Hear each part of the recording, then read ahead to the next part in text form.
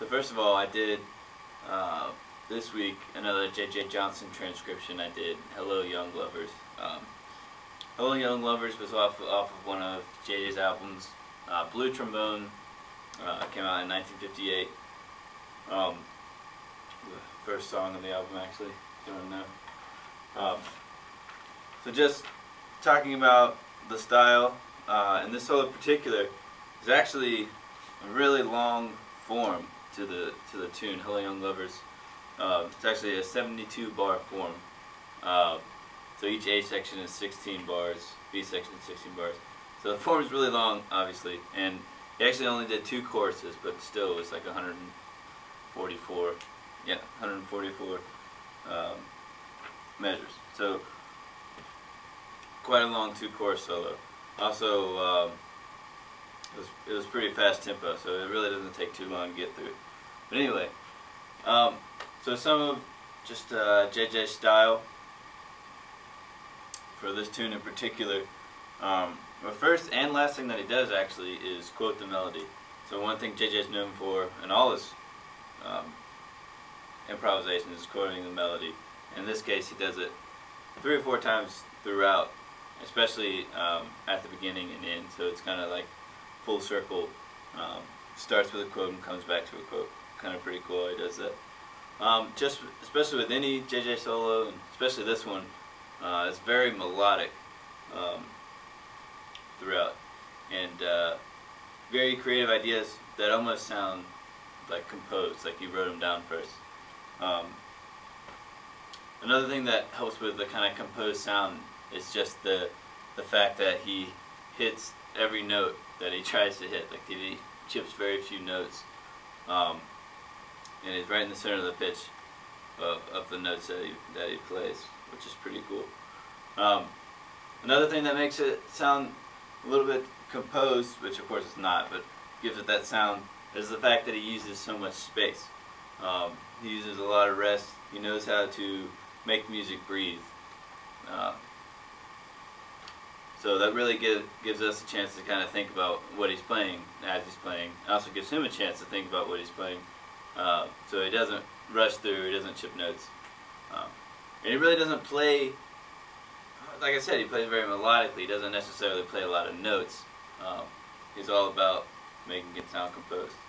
So some techniques that he uses. One in particular that he seems to use a lot, not always enough to market, or not always long enough to market, but he uses a lot of scale patterns, especially like thirds. He'll run scales and thirds, that sort of thing, in different rhythms. He does that 3 or 4 times in this solo in particular. For example, in measure 17 he does it. That's like a little thirds exercise by doubling each note. And then in measure 21 he does it using a different rhythm. And he also does it in measure, looks like 86, around there. That's a little bit shorter of one, but he still does that. And in measure 93 he also does it there. So lots of scale patterns, which is cool because it's not something that at least I've seen a lot of in the different transcriptions that I've done. Yeah, so that's JJ. Another thing he does, he uses sequential patterns. I talked about this in the last JJ solo that I did. He actually, I felt like in the last solo he used a lot more, and he used the sequential patterns differently. Like in the last solo he used them more to extend phrases in kind of a more mature way of using sequences, I think. Here, it's much younger. It's a much younger player at this point, and he just kind of uses them just to emphasize a certain lick that he liked, and also to extend phrases too, but not to the extent that he does in his later years. So he does a little bit less sequencing here, but still does it quite a bit. Cool. Another thing that he liked to do was use the diminished scale, the G minor diminished scale, and he used that over the G minor. There's a section where the bass pedal is on G, and it goes from a G minor 7 to a G minor 6 to a G minor flat 6 to a G minor 6 back to a G minor 7 for 4 or 5 measures. And so JJ It does it actually 8 times, but he only plays that lick over it 4 times. So about every other time he's playing the G, one of the G diminished scales over the same section every time. So that was a pretty cool little thing that I found. And that's really the only time that he uses that diminished scale. So pretty cool little fact, I guess. Also, he has a few double time licks that he does. He's kind of known for that. Just kind of taking the tempo and just doubling it and playing very fast, which comes from his bebop background. I'm sure, playing with Dizzy Gillespie and that sort of thing.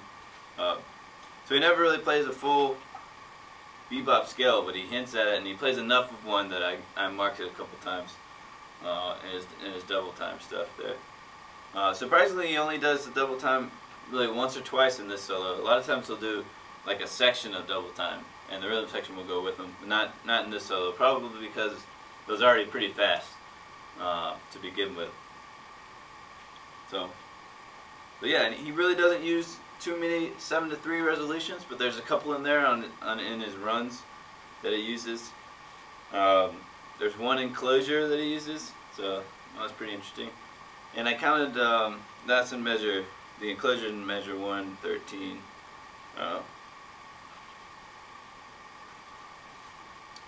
And I counted measure 76, 7, 8, 79 through 8, 76 through 80. I counted that as a harmonic generalization, even though it wasn't bluesy.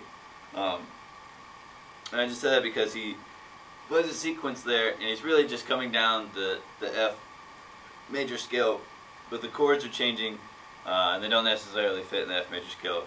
You can see it goes from G minor 7, which does fit, to F, which fits, but then it has an F sharp diminished, and he's still playing. To me, he's generalizing the F major over that chord. Alright, so now hopefully you're going to hear all the things I talked about when I played through his solo. So, hope you enjoy.